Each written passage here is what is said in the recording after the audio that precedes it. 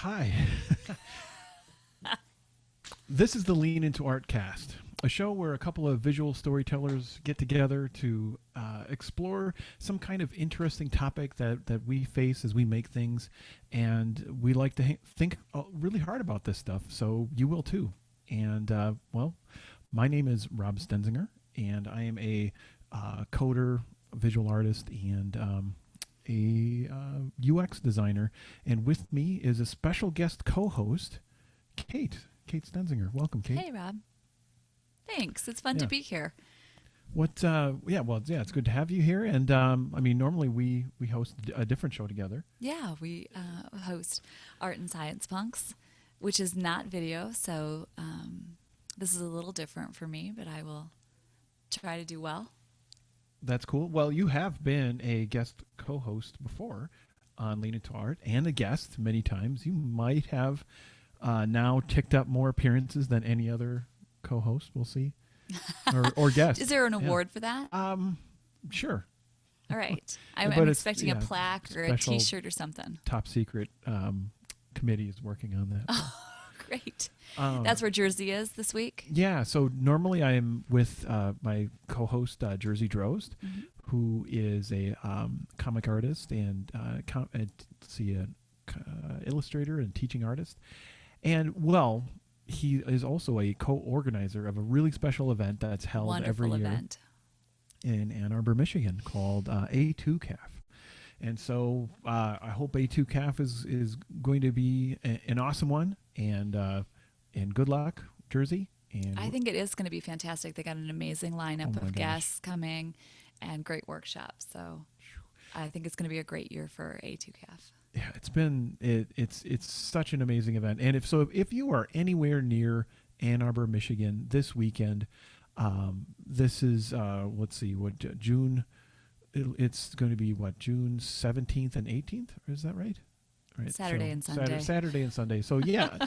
Highly recommend getting there if you're anywhere nearby, because all the free the free workshops, the great artists who table and share their work, and also many of them facilitate workshops and whatnot. And so it's this kind of thing that it's such a unique sort of event that I'm sad to be missing it this year. I know, but I'm sad we're missing it too. I know it's going to be awesome. So anyway. I'm sure Jersey will be back. Well, he'll be back in a couple of weeks, actually. So we'll stay tuned for details on next week's episode. But anyway, Jersey's not here, and Kate and I are, and we've got a topic. I'm not Jersey. Nope. What are we going to talk about tonight? Okay, so let's see. You are. Let's see. Just to do a quick extra intro about you, we're gonna. I'll mash it up with our topic. Okay. Our topic is collaborating and collaborating all over the place, and so we are collaborators. We do collaborate all over the place. Oh yeah, I love it. That's a great title. Yeah, and wearing all sorts of different hats and whatnot too. But some of the other hats that you wear, you blog. And that's something that you've done at Babies Love Comics, and now you're doing at Art and Science Punks. .com. And then you're also a co-designer of This Panda Needs You. Yes. And let's see, you do a lot of crafts and knitting. And yeah, I do a lot of different creative projects, crafts and knitting. My background is in early childhood development and psychology, and so I spend a lot of time with children and doing art and craft projects with kids and helping them kind of express themselves in different ways. So, and that, let's see, there's a lot of different hats you're potentially wearing there. Yeah. And of course, I think it's common for any of us when you think maybe you've got a day job, or maybe I do. Yeah. Well, and so do I. And then you have your creative projects, and maybe you have different. Some of them can have different levels of formality, where it could be there's a working with or running a group to play games every week or on some recurring basis, or it's actual or doing some other getting more creative work out into the world, like you're maybe working on a web comic or other kind of comic, or maybe you don't. Yeah. Uh, there's so many things like that as far as the side projects and where they can fit. And like all of them, it's you're probably doing something for someone, right? And do you like so? This may be painting with a really broad brush about Okay. collaboration. Okay, sure. But I'm curious. Like, do you think? What do you think of with that kind of those different contexts? And do you find it maybe a useful lens to consider it a thing that you're building together somehow? Oh, absolutely. I mean, I think anytime you're or I am engaging in a work effort with another person, you're building together. You're building something together. And so even if I'm very informally, right? No official capacity, just very informally. Maybe it's our kids having friends over with a play date, and I'm going to encourage an art project. You know, anything. I can come up with all sorts of examples, but I'm thinking of like the salt dough ornaments you can make, Oh, right? sure. So Yep. rolling it, just kind of helping the kids understand how to do it, what to do. I consider that a collaboration.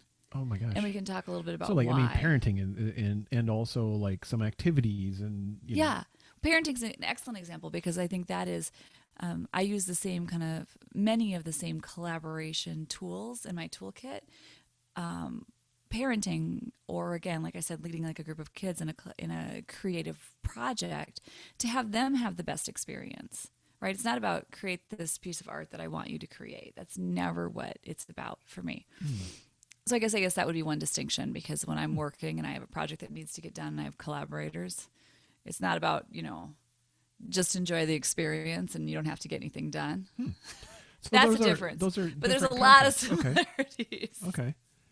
And okay, good. Well, I think it'll be fun to explore this then. I think it will be. Yeah, okay. In those switching hats, different contexts, and like what's common, what tends to, be separate and whatnot. So, Well, yeah, let's and jump in. I think also, so that's one kind of angle of collaboration. I think the work piece, or day job, is another angle on collaboration. But I also, there are more artistic, specifically artistic creative endeavors that I've done, you and I have done, collaborated on, that I've collaborated on with other people that we can talk about too, Oh, just good. from a standpoint of, Well, let's pick an example as a place to begin. Like, was there one that you had in mind to no, start? no, I'm Okay. just saying there's several different categories. Yeah, categories, cool. Okay. So a lot of times what we do when we start exploring a topic on the show is we get into the specific, right? So So like jump the in. on the ground, yeah, Dive in. yeah. Okay. Let's start there. Okay. Well, okay, we can talk about some of our collaborative projects. Perfect. Let's talk about the failures first. Okay, excellent. All right. What which failure did you have in mind?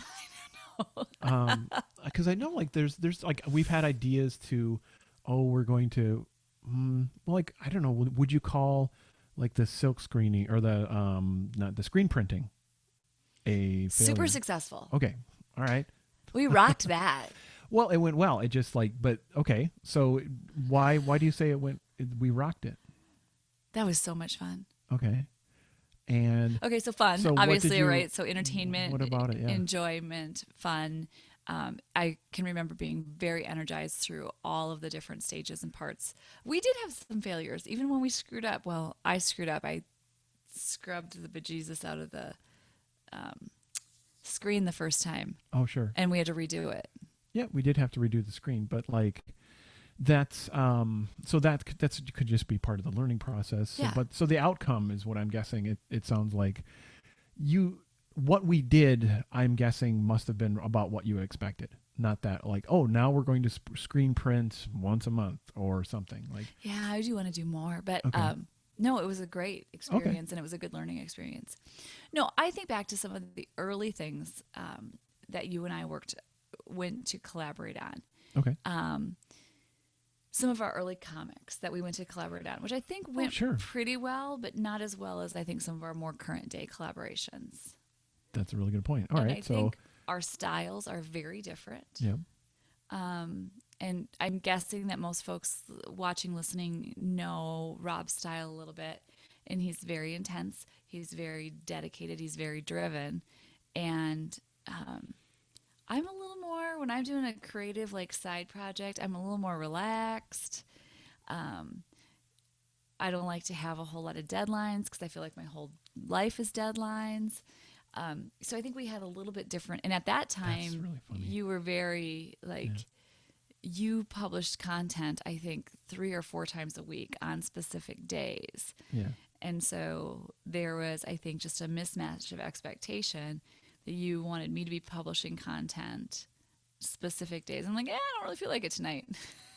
And I think that kind of expectation piece was a little challenging. And to be completely frank and completely honest, and you know this, but I'll tell everyone else, is I was very intimidated by your style. Okay. And Well, let's dig into that. So, different expectations, different styles. All right. What? So what? Okay. So what about it was intimidating? And you work really, really hard and you're really driven. And again, it was just a different page. I mean, that's Yes, shrug your shoulders. yeah. So okay, maybe yes. I mean, I don't blame you for having that impression, but like that's so it can be a style thing, kind of like there like different genres of music. People can derive like much joy and excitement and I don't know, any kind of emotion you can imagine and go through even whole ranges of emotion, like listening to like calm music or intense, something like classical music could go through a range of things. Mm-hmm. Metal could go through a range of things. I mean, but any genre that you're into. Sure. So to me, I think maybe that like a different genre style thing, or like, or like I don't know, like a surface level, because underneath it's all the same feelings, isn't it? To trying to make a thing or Well, so okay, I think there's two things. So underneath, we had the same goal. We mm, wanted to create some content together and get that content out into the world. So that was kind of what I'll call the mountain goal, right? We're going to climb to the top of that mountain. It's a leadership metaphor, right? If you're working with your teams, if everybody knows what the big goal is, mm-hmm. if something happens, a storm rolls in, you all get separated. Everyone knows our goal is to climb that mountain, so I'm going to head for that mountain. So that was like our mountain goal, right? Is we wanted to create some comic content. We had an idea and in different pieces and parts to that, and we were going to climb that mountain. I was going to do it. I think there was just even simple things where I didn't want deadlines and schedules. Mm-hmm. I remember we discussed this is a couple years back, so I'm reaching a little bit Yeah, okay. back, but I remember I really wanted a buffer. I didn't want to put anything out until I had like 3 or 4. Mm. And you were so used to getting content out, and so I would get super anxious. Sure, yeah. And so I don't know what do you call that? Well, I'm writing down different areas of concern as you're describing this, and I hear You have that. concern. So areas of concern is like that's a way to describe. So if you have a problem, you could just observe the outside of it, or you could start to break it down into components, right? Mm-hmm. So you can think of these notes as like components of what you're describing. Yeah. So a goal or a shared expected outcome, Yes. right? And but then there's also method, which probably hides many extra details also, right? Method. The Okay. method. Yep. So how I like you go that. about it. So what you want to accomplish, how you go about it, as far as maybe tools and technique and whatnot, all falling under some expectations and Ooh, plan. expectations. I think that's part of it. But then also like the roles, and so how do we apply our different skills Yeah. and separate how we tackle stuff, right? So I think that's a really and then important one. flexibility, right? So Oh, I'm sorry. another thing. Yep, that's all I got. But there's a whole bunch of ways to, but those What was different elements, What was the one before flexibility? roles. Yeah, that's the one. I think that's really important, and I think we should dig into that a little bit Mm-hmm. too, because it's not only roles, but I find I enjoy collaborating most when the people in the collaboration are all kind of focused on what they do well, what they do best, Hmm. what you bring to the table, what are your talents and skills that you bring to the table. Okay. That said, I also like to collaborate when there's an explicit stated directive that we're going to do it different. We know, Kate's really good at this piece of the puzzle and Rob's really good at that piece of the puzzle, but for this project, we're going to turn that on its head, and that's going to be part of the experience. So So I like both. okay. So I like a lot of a few different things. styles. Sure, me too. So I'm hearing. So sometimes it's about engaging. Well, I'm hearing those are motivations. Those are different. So Well, it's you the can have the role same piece. desired outcome, but like you're adding. You can add more to it as far as the role. But to me, I'm hearing that that's almost a It's like a construct or a setup. yeah, like learning or challenge is one, Yeah. right? So one, it's like how do I want to experience my skills? This is me paraphrasing and reflecting Mm-hmm. what I've captured here, right? So how do I want to feel when I try to apply the skill I have? And so do I want to feel like I'm learning and adapting and maybe being challenged, or do I want to just feel good and just be like getting the thing accomplished at a higher level of expertise that using my strengths, Sure. right?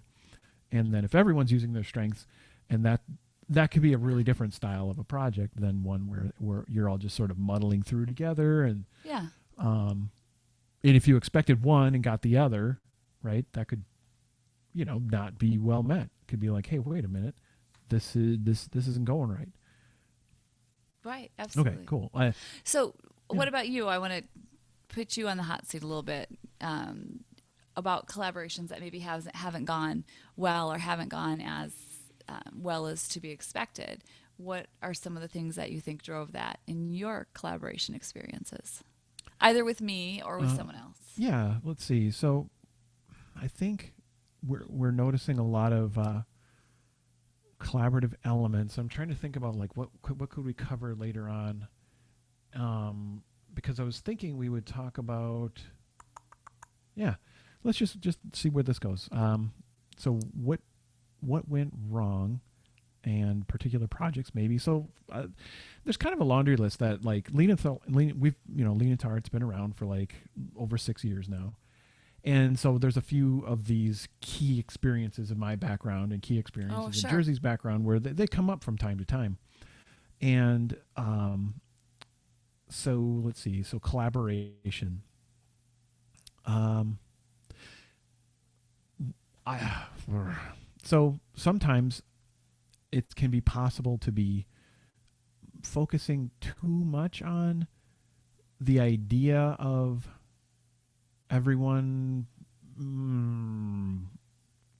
It's almost I'm trying to define groupthink, but I'm struggling with. It's like you can run into collaborations where you have a lot of folks present and somehow it seemingly sort of engaged, and yet maybe not quite aligned as far as their roles or their Sure. intent and purpose, and also like the role I had on the project I'm thinking of, it was like one of the versions of this game I worked on for years called Genhanu, or what ended up being called Genhanu.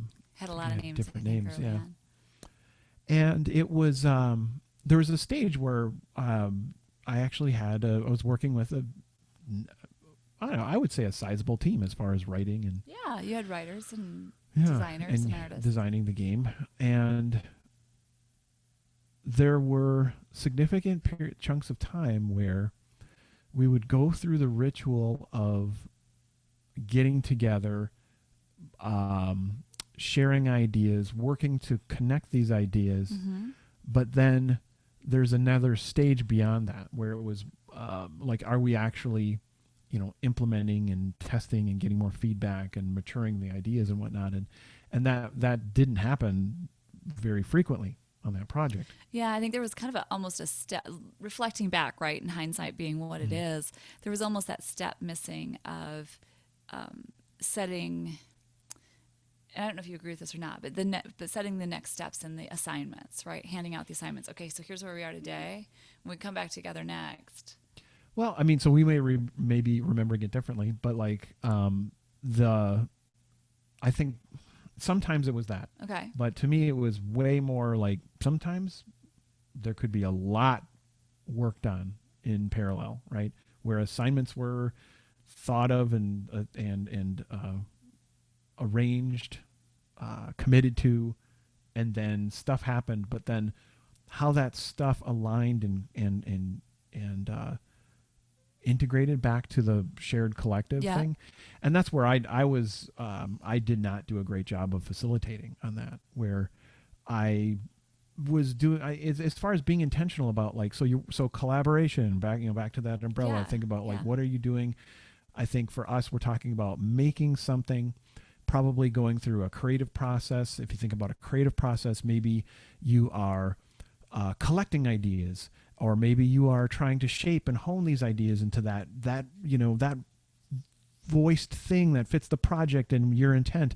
And then maybe you're trying to hone it and make it better and refine it and be that editor, or then maybe you're just trying to like get it out into the world. And I'm sort of listing the roles from the book, A Whack on the Side of the Head, where I don't think I've read that one. It's a book on creativity. Oh, cool. Yeah, it's really good. And was it David Oak? I might be misrecalling the author. And I mention this one from time to time because if you think about the creative process with different jobs or stages, to go from like, acting on an intent for a particular audience, and then, maturing it through that kind of thing. Yeah. And then if you say, well, it was what I'm doing for this particular project, helping us get through these different stages, right? Because even then, like when you add this lens of a little bit of evidence, you're seeking evidence in your design, or you're trying to form your work as a hypothesis to test and whatnot. Then there's even more to do, because the whole role of shipping and getting it into the world actually is then a handoff to some kind of research and learning feedback loop.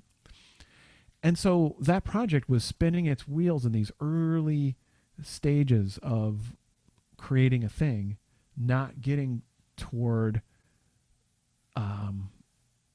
So we until we sort of committed to a really super difficult goal that we sort of met, which was to enter the game into the Independent Game Developer Festival, which we did succeed in getting it in there. But like that's where like a deadline played a helpful. So let me ask another way. Yeah, I know I'm going all over the place with your question. Sorry. No, it's good. And the deadline piece, I think is a good point, right? So, and to me, saying I didn't want any deadlines, I didn't want a publication schedule when we were working on some stuff. I get how important those deadlines and timelines can be. And so I think it was really for us like an expectation piece. And then when you were working on Jinhanu, having that kind of deadline, I think did really help. If you were to do that exact project over again today with that exact team, what's one change you would make? One? Yep, because otherwise we're going to be here all night. So what's one change you would make? I mean, not like you would. Okay, then I'll cheat and I'll say work in sort of that work in sprint in agile sprints. Oh, right? Sure. There you go. So answer. Working in agile sprints means breaking down the big human-centered design concern into like smaller hypotheses that you can test, and then sort of in an accretive way, layer by layer, build the thing up. In a what way? Accretive, like how an oyster or whoever builds pearls, where it kind of like, they build them. They have yeah, like manufacturing layer plants. after layer, like, or a sedimentary rock, where it just kind of builds layer upon layer. Oh, I love it. What's the word again? Accretive. Accretive. Yep. Accrete. Accrete. Uh-huh. All right, I like it. Ooh, made me lose my train of thought, though. I got all focused on accretive. Okay, so you brought up agile, which is fantastic. When I think about like our creative projects now, and what works, right? So we talked a little bit about, when stuff didn't go great. Mm-hmm. And I wouldn't say that there were any colossal failures. I think there was just room for improvement. Anyway, so what things have worked really well? We've got some creative projects now that I thoroughly enjoy. I think I'm just looking at our time and whatnot. I'm thinking that now might be a really good time to follow up on that after we talk about our sponsor. I always forget your construct. Sorry. No problem. Nope. We're just making a thing here. No apologies. All right. So here we go. I really want to mention a thank you to our supporters. So Lean Into Art is, it's this endeavor that that we do as a podcast, but it's also supported by this thing called Patreon. So if you go to patreon.com/leanintoart and are looking at it going like, all right, maybe I heard about it, maybe I didn't, but maybe you've heard of Kickstarter. Kickstarter sort of gets a project as an event out into the world. Patreon is a way to support an artist on a longer basis, to say like, you know what, I really believe in what you're doing. I want to see it continue, and I can be a patron, and that the Patreon is an amazing mechanism that supports many artists, and you can join up. So even for like as little as like $1 a month, you're contributing to say, yeah, this should keep going. And in one of the things that we do here is thank 5 random particular patrons. Oh, fantastic. Yeah. And so I just want to say thank you very much to each of you. So I'll start with, and anyone who I have their Twitter handle, I'll mention it. But when I don't, I'm thanking you anyway. And hopefully you hear this because you're a patron. So first off, Jonathan Warnson, thank you very much for being so supportive of us through Patreon. Thank you to We Are LA Tech, who is We Are LA Tech on Twitter. And thank you to one of 2 mysterious patrons, Miriam. What makes them mysterious? I say mysterious because what's funny is actually Jersey does more background research and I think has extra conversations going on where when Jersey does this ad spot, he actually knows 99% of the Twitter handle. So Miriam, I feel like I should know your Twitter handle, but I don't. Either way, though, I do thank you for supporting the show. And then there's Brandon Dayton, who is a supporter and he's been a guest on the show, and he was one of the people that helped us launch this endeavor, even through 30 classes in 30 days. Nice. Who, with his popular class, let's see, drawing dynamic line art, something like that. It was our bestseller forever. Anyway, so nice. Brandon's an amazing artist. Yeah, he does a nice job. Find out more about Brandon's work on Twitter, where he is at Brandon Dayton. And then there is the ultra mysterious K, just the letter K. Thank you for supporting us. And so if you want to join in and say, yep, this stuff should keep on going, hop on to patreon.com/leanintoart and join in for even as little as $1 a month. There's this extra thing that we do every month just for our patrons, which is called Extra Lean.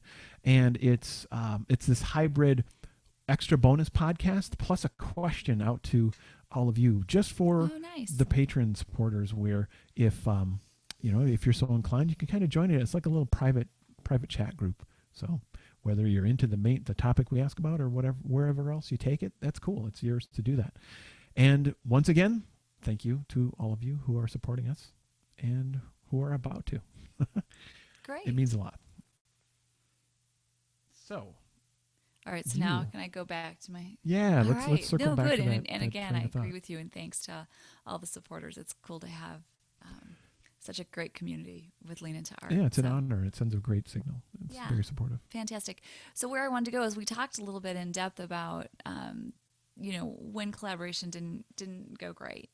And so what I'm wondering is, or what I want to talk a little bit about, um, we're doing more collaborations now that I think we've got maybe a better stride and have are what I feel having more successful collaborations. Um, and you had mentioned agile and kind of as one of the main things that you would change. One of the things that I think really helps you and I to collaborate is a lot of the tools that you have kind of brought to the process that really helps kind of keep us organized, keep us moving. Everything from, design thinking to the Kanbans to, I mean, all of that stuff to using, some of the tools that we use Mm-hmm. online. Yeah, I mean, I totally am a believer in various design tools through Mm-hmm. user experience, and we mentioned agile, but like it's more the things that are the sort of uh, recent years flavors of agile, where there's Mm-hmm. a huge infusion of design approach into the disciplines of that sort of rapid feedback loop to break down problems and then keep cranking on them and whatnot in a Yeah, sustainable way, which is that's kind of the agile in my interpretation of the agile approach to tackling things. But then you bring in sort of user experience and design thinking, and so we've done things anything from like little exercises like hopes and fears and doing journey maps, or sometimes I'll even do like an empathy map sure. Oh, absolutely. where all these things like they have they're they're not like this. I always want to disclaim because I guess it's a habit, but like there can be this oh it's magic and it solves things, No, but they're but like tools. yeah, and they're tools that like chances are if you go through it, kind of like playing a role playing game, like you go on an adventure in a Dungeons and Dragons session, It's right? exactly how it feels. It may go really well if it's well facilitated, right? Or it may not. It may be, but like something will probably come out of it because you've engaged with this problem or situation and probably have a new perspective and insight on it by Oh, by even absolutely. trying, right? Right. I think that's a big piece of it is, we all as people get stuck in our kind of patterns of thinking. And so to kind of stop and, look at it from a different angle, look at the problem from a different angle, or really take some time to stop and say, what am I afraid of? What are the fears that are, there? And you start kind of writing these and writing these and writing these. And the next thing you know, like, wow, I didn't even know I was afraid of, this particular type of failure. So, so you mentioned fear. You mentioned some of the tools and skills. I think that Mm-hmm. has changed a bit over the Mm-hmm. years. I mean, I continue to practice and learn new Yeah. things, and as do you. Right. And that's part of it. But I do think some of it is just um, confidence and trust. So it's just like over time, a collaboration can become a safer place to try stuff, right? Oh, sure. Sure. Yeah. I have people. So obviously, you and I, we have a little bit of a special situation, life partners, and Mm-hmm. having been together for Long time. number of years, a big number of years. Yep. Um, but so even thinking through like to take that out of that, kind of safe place, right? To really be a crazy collaborator. That's the word. And I just even think of like professional work and my, again, day job. And there are people that I really enjoy collaborating with at work. There are people that I think it's safer to collaborate with. There are other people that, boy, I got to get all this kind of ducks in a row done just this way. Okay, so some of that. What do you think that might come from? Like the Well, just like what you're like name two saying, different angles or something on like why are some collaborators just easy to work with? because some people are And jerks. No, all right. no, but I think it's exactly what you started with. It's exactly what you said. And to me, it's the huge, giant umbrella, and that is trust, right? So for me, a successful collaboration needs trust, needs a common goal, and needs clearly stated expectations. I'm sure there's more, but when I think about it, those are the places my head keeps going. So one to add to that, because the expectations and the trust. I think trust can come from a few different things, though, because you can have this. Hey, we work in this place and no one's going to lose their job because we're meant to try things and it's okay to fail. So there's sort of a safe space. I love it when companies say that. They don't really mean it. It's not really safe to fail. Well, but if by fail you mean not make money, then right. Yeah, that one's probably off limits. It's okay if the first time you build it, doesn't cook up quite right. Mm-hmm. The first time you bake it, mm-hmm. But yeah. I know. No, and I know companies are trying to do a lot better job with I think that it's a culture valuing that's innovation. It is. Yeah. It's a culture that's changing, but it's really fascinating to watch kind of leadership cringe when there are those failures. And there's so many people now that do kind of work in innovation and work in these areas where, myself included, where it's like, I'm not as afraid to fail as I think I used to be. And so when I do fail, I'm like, hey, look what we tried and this didn't work. I mean, that is interesting. Yeah. That why, like, that alone could be very beneficial. Yeah, and I think it does. But again, you watch leadership at the table just cringe. At least in my it's not a habit that, so this points out that I think collaboration is a skill in and of itself. So if you're in a group that has low skill or high skill with trying to work with one another, because for instance, you mentioned a trait that I consider like sort of an individual thing that I look for. Like, are people very, like, what's their learning style? Okay. And for people who are very concrete, right?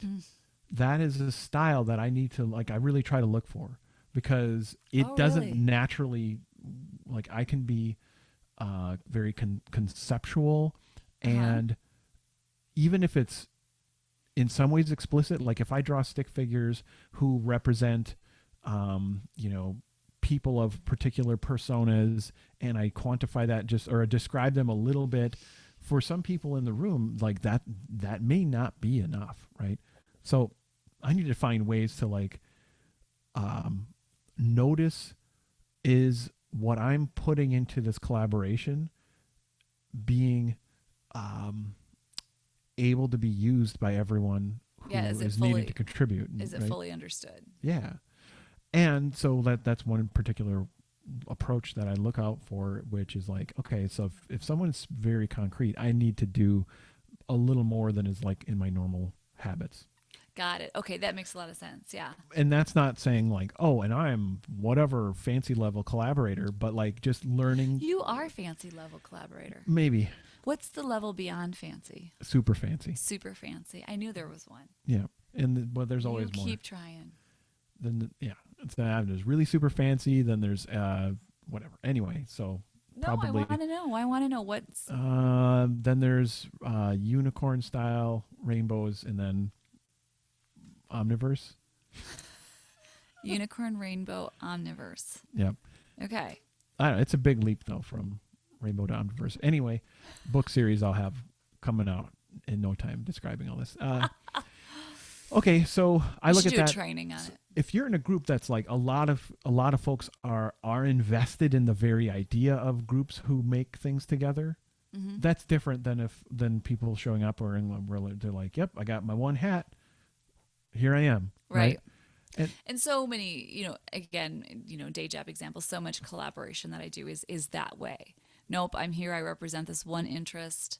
I have this one kind of, this is my one opinion. This is my one, and not that the people aren't brilliant at what they do. I work with some incredibly brilliant people. It's just, this is my thing. This is what I do. This is what I care about. And as you're building this thing, this is what I care about. Yeah. And my job is different, because my job is end to end. I have to care about all of it.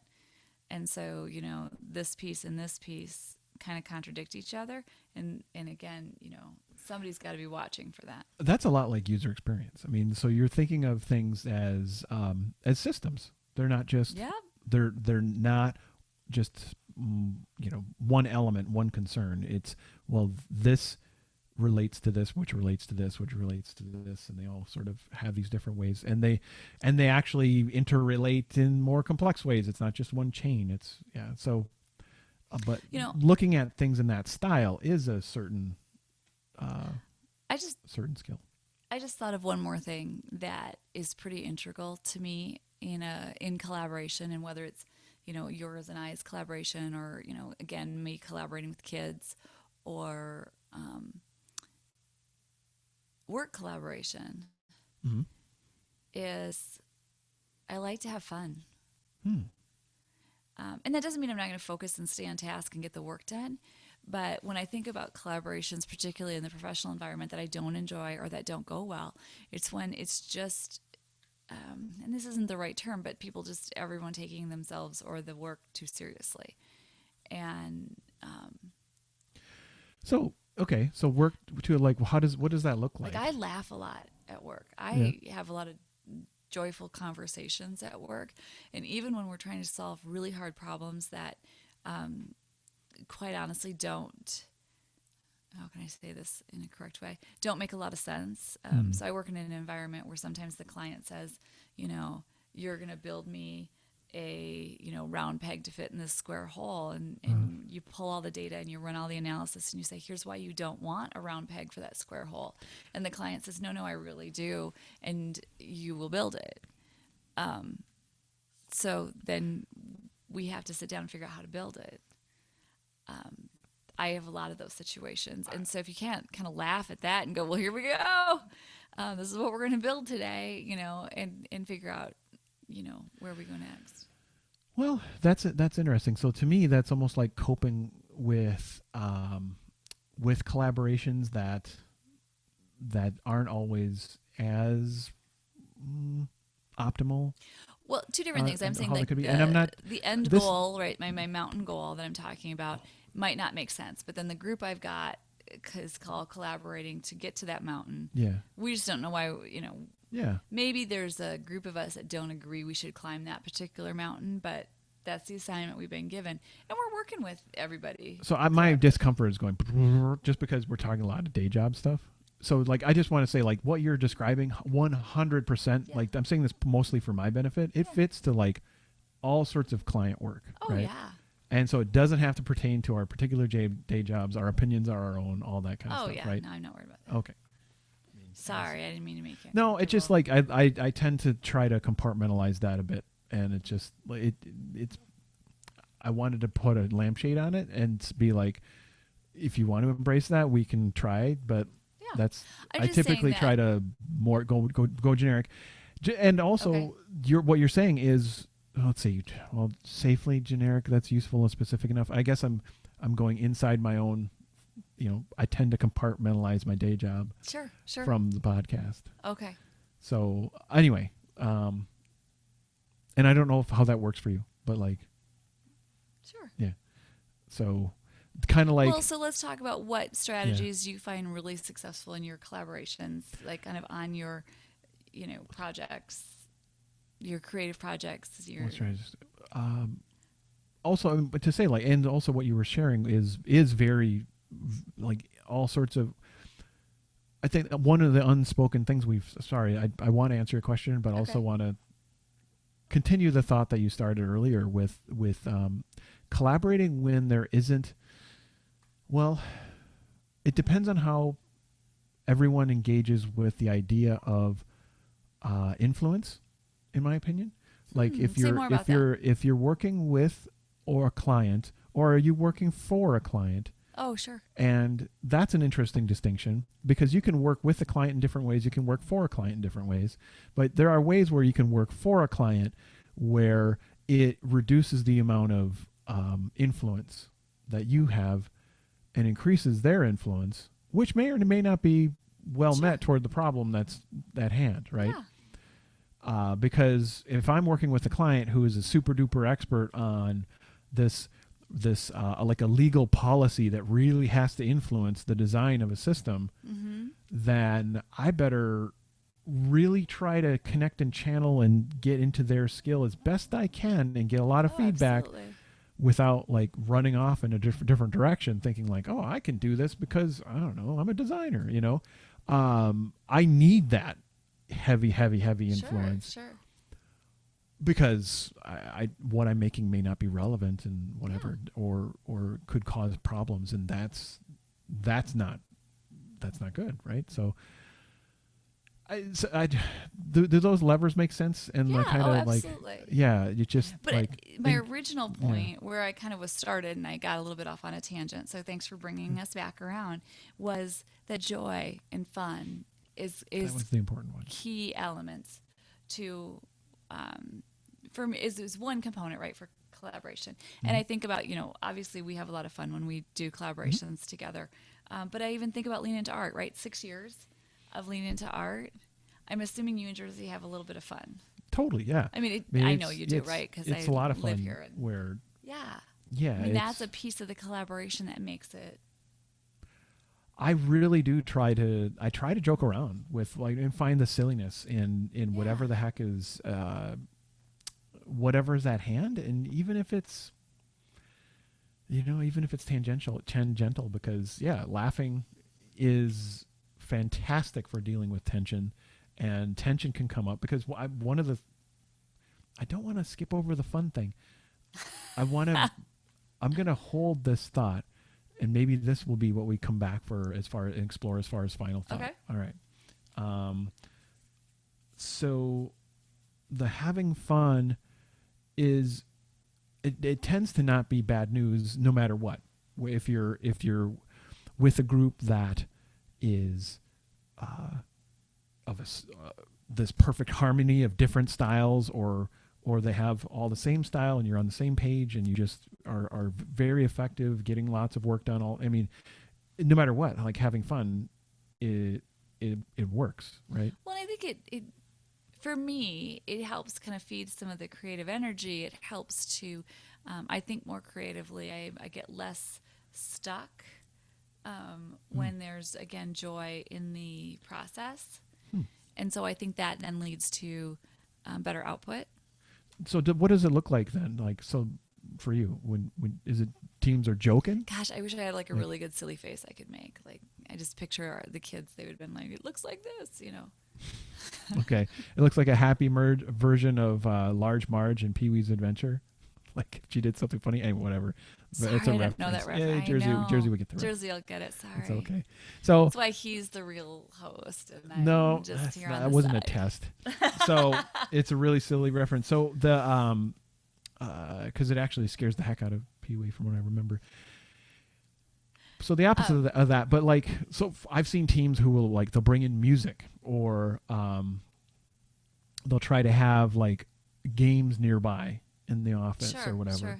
and then like I've never been in an office environment that goes all the way to some of the extremes of you know, some offices will have a style of like, oh, we've got a, you know, a yoga studio and a, you know, a chef that makes your lunch, and like all these different things, and like and I don't we have all any of we've that. got a slide that goes into a ball pit or whatever, you know, like I've got none of that, but I've seen it, right? I've seen it, like literally those are real examples. So anyway, You know what's funny? and I could go on. I have an answer. Yeah, what's that? So I think for me, what does that look like? It looks like storytelling. Oh. Um, because we don't have any of that, Mm-hmm.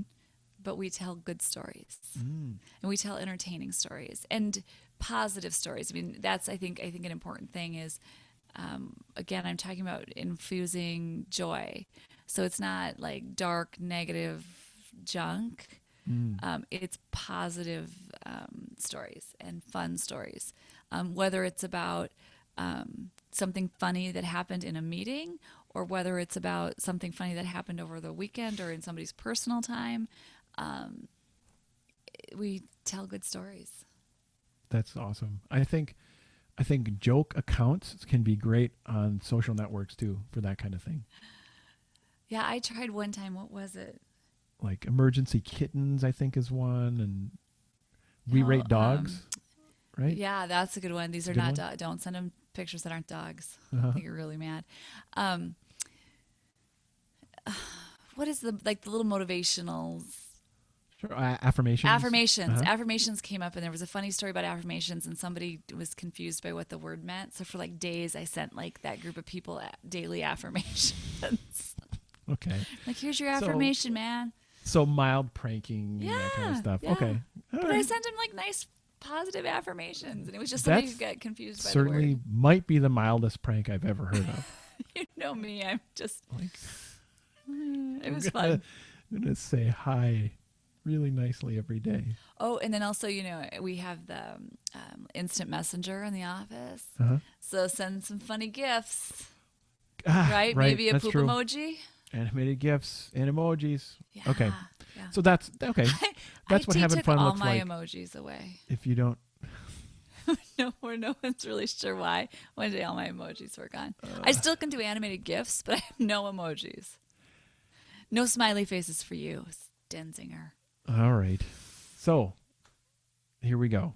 All right, sorry, I digress. You said No, you wanted to. it's fine. It's I was thinking of the next thing of I was wondering about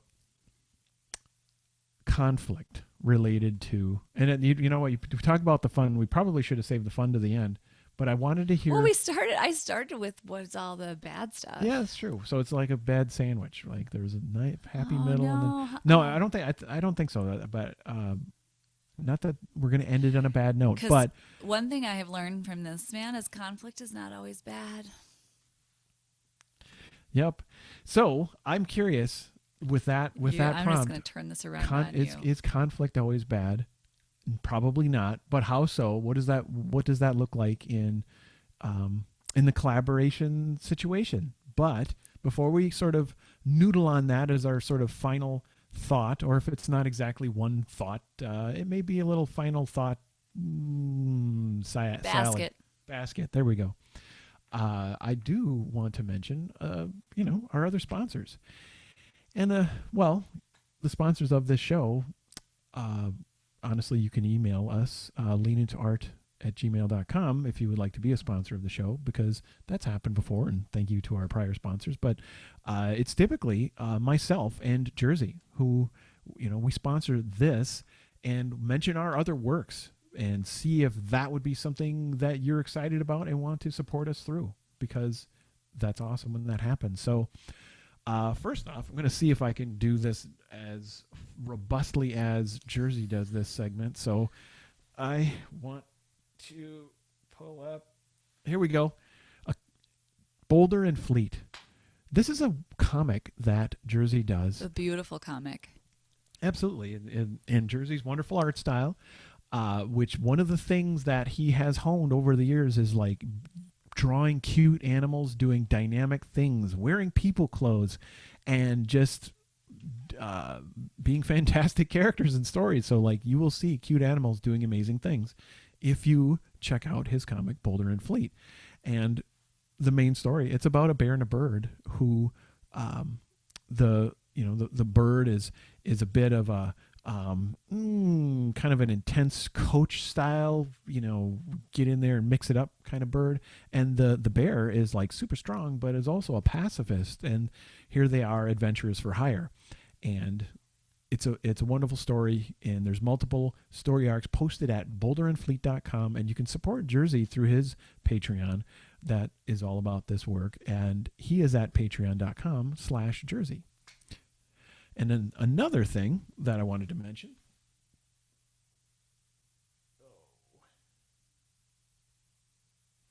And these pauses are because I'm switching to put on the screen the right stuff. Here we go with I should have had filler chatter. Sorry. No problem. Yeah, I was mesmerizing. So not an issue.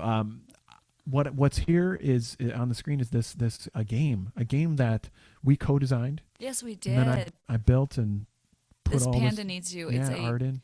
ton of fun. Yeah, so you tabled at an event this year all about it. So what would you describe it as? A really fun game.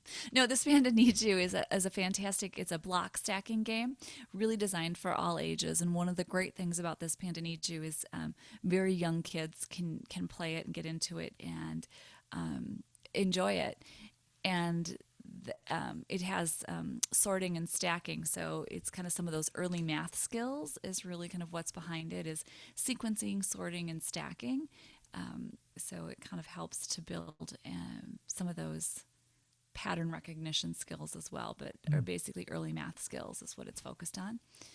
And yeah, when we tabled with it, we got very positive. Well, I think anytime we've shown the game, we've gotten very positive responses. Yeah, it's a lot of fun. I mean, it's a very mellow puzzle game is another way to look at it for really all ages. And a little panda is you make this panda so happy by solving those puzzles. And that panda really does need you. So if you haven't been out to the Apple App Store for This Panda Needs You, probably should.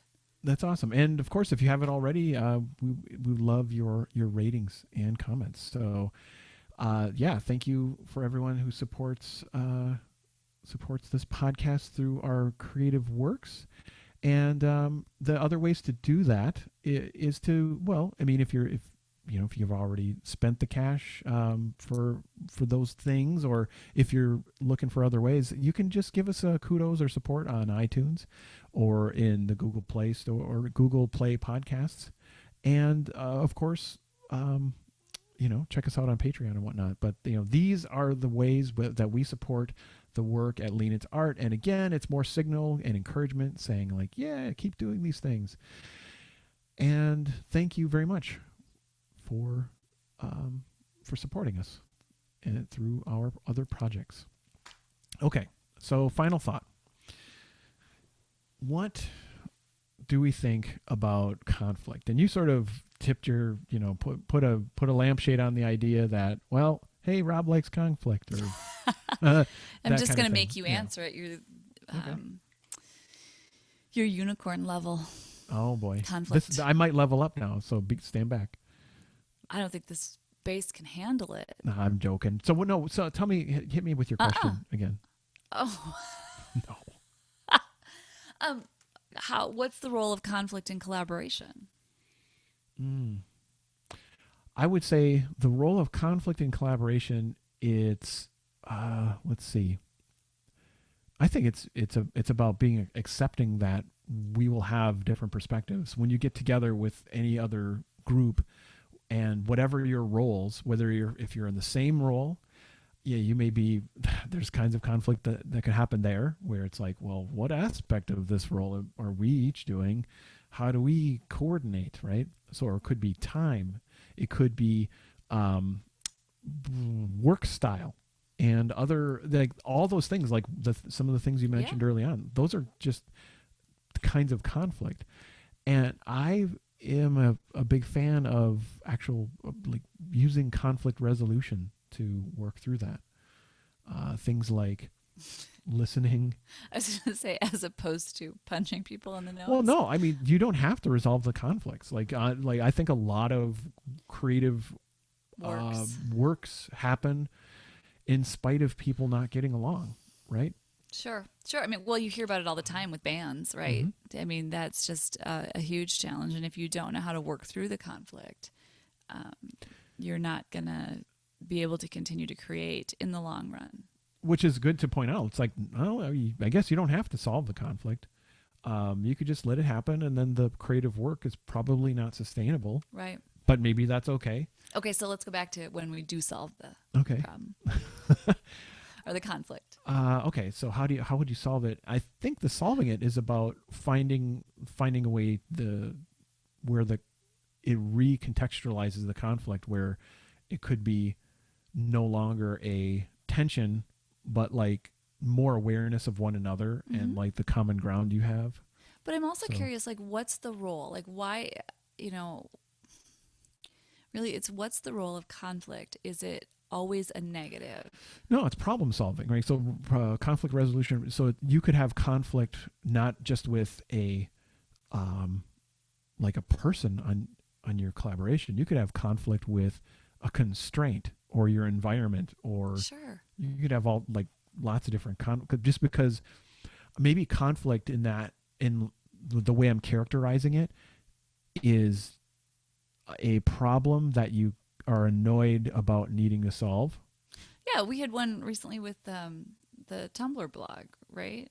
Oh, Okay. It wasn't Sure. I wouldn't necessarily categorize it as a Gosh, that's conflict, funny. but it was a problem that we didn't want to solve, and I think we came about it at two different ways, Hmm. and then kind of took a step back and thought through the problem a little bit more. Started down one path, and it was just about how to Hmm. get posts to a secondary and all those Yeah. things, Tumblr challenges, and then we came up with a much better solution. So it is problem solving, really. I mean, Yeah, so completely problem solving. conflict resolution is essentially problem solving, and then when it's with people, it's going to require some patience and empathy and listening and Those are trying all, trying to find a way to build trust, yeah, because without it, you're probably not going to resolve a conflict. yeah, So, but then again, maybe your collaboration's fine. Maybe you so, just won the lottery and you're like, I don't yeah, care anymore. yeah. But I do think it's important to kind of think about, and I think it's really Hmm. important when you do. And I'm sure you guys have talked about this on Lean Into Art plenty of times about, Hmm. in solving conflict, that empathy and listening is so critical because, and I think in any conflict resolution is like, can we really define what the problem is? And I think that's some of how we came to our Tumblr solution. It was like, this isn't happening this way. Well, what the real problem was is I wanted an easy way for my Instagram posts to show up on the blog. Okay. That's what was broken. Yeah, and that wasn't as much a conflict No, between it's us the or whatever, best but it's one of example. those things where I think if yeah, I think it relates, right? Where I think it relates in that um, stuff can pop up on your project and it's like, hi, Yeah. surprise, I'm in Yeah. the way. There's a problem. And now you may have multiple people trying to solve the problem and maybe taking different approaches and stuff. I guess it wasn't a conflict between us. It was a Yeah. conflict between like me and the computer. Well, and it's, or yeah, a tool, it's a part of the Yeah. project, right? Yeah. So, but then I do think it's interesting where that was a pretty mild one as far as like Totally. Easy fix like that. sometimes a constraint or problem pops up on a project and then you have maybe multiple solutions and they don't really align.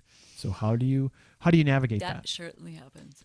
And then the effort of navigating it, if you can find a way to um, use tools like make sure people know they're heard, and uh, where you're in a hopefully a room, whether it's physical or virtual, together, and there's the things that people are expressing are being captured and shown, that like, our collective ideas are there, and then collectively we can shape and find a way forward. And that the idea that like, you know what, I know, or I feel like I know what we should do, but now this conversation makes me a little more comfortable to say like, Sure. Yeah. I see we could do other Let's things. build this thing. Yeah. So I think that conflict resolution is a really good thing to explore and practice It for is. And collaboration. I can say, as somebody who is conflict avoidant, not a huge fan of conflict. Uh, I think you're absolutely right. And the only thing that's going to get you comfortable with conflict is practicing and not walking away from it and not just kind of smoothing over. I have a little post-it note on kind of all of my desks that I have, at home, whether it's at home or in the office, that says, choose meaning over avoiding discomfort. mm, And that's just and it's from a book, but that's just my reminder of if there's conflict beginning and I get very uncomfortable, like, don't just work to avoid the discomfort. Figure out, make sure that I fully understand it. That's what the choose meaning piece means to me, or mm, means for me, is so kind of like you're saying, the listening, the empathy. I need to have a full understanding of what that is. And it's true, the more you practice it, the more you do it. I'm far more comfortable with conflict now than I was, 5 years ago. I'd really, I think that's awesome. I feel the same. And it's just, to me, it's that helpful, well, noticing how you tackle things over time and how it changes, where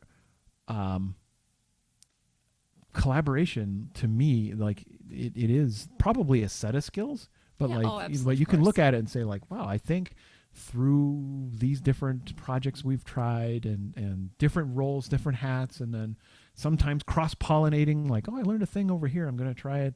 I'm going to bring it home and try it here or whatever. And like that, well, okay, you can build up and get better at this collaborative thing. So on the conflict rating, I think I'm just at fancy. I have a 3 or 4 levels before I get to your unicorn level. I didn't. Did I say I was? I said I was fancy. I didn't say I was even super fancy. I said you were unicorn level though when it came to Oh. conflict. Okay, fair enough. And you threatened to level up right here in the room. I know. Isn't that funny? So, I feel like we walked around the topic. What do you think? I don't think we walked around it. I think we went right on Right through through it. Like walking around actually, means like, ooh, we kind of didn't talk about it. That's really funny. Well, that's common language that we use on the podcast. Because you just threw me off. I'm like, I think we did a really I good job. Well, I think we dodged that. So, oh well. Looks like time's passed though. That's really funny. That's a good point. That's normal language that we use, but at the same time, I could see how it could be misconstrued. We took that topic out for a walk. Yeah, I mean, we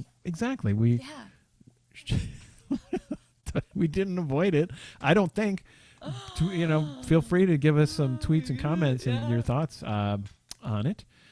But we engaged with it. Yeah, and absolutely. There you go. And I laughed a lot, and which really is what I care about. So. And that's what matters. So thanks for being a guest co-host. Thanks for having me. It's always fun to come on Lean Into Art and engage with this community. I appreciate everybody kind of putting up with me when I come on the show and help out. I don't think that's I think you are you are mentioned as a welcome visitor to the show. Fantastic. Thank you all. Sources. So thank you for filling in for Jersey. Hope this is an awesome weekend for you, Jersey. And it's going to be great. Yeah, thanks everyone for tuning in and downloading and being here. I think we're going to sign off. So sounds all right. Good. Well, until next time, I have been Rob Stenzinger of leanintoart.com and Rob Stenzinger on Twitter. And I am Kate Stenzinger on Twitter. And trying to go full on. Oh man, this I'm like an intern over here. Trying to wrap up this thing. So collaboration is fun. Collaboration is great. Exactly. Allow me to learn how I have not held my own as a collaborator until. Oh no, that was me doing filler chat, so you could do what you. You're doing great. Oh, okay, thanks. You're a great collaborator. You're a great Thank you again, Kate. And I will say now, okay, bye. I like to collaborate with you. Show notes for this episode can be found at leanintoart.com. You can also follow us on Twitter at the user leanintoart, and you can reach us via email at leanintoart@gmail.com. And remember, leaners aren't wieners. Thanks for listening.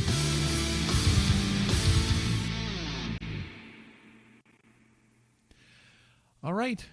Be signing off. Thank you again for hanging out. Good night.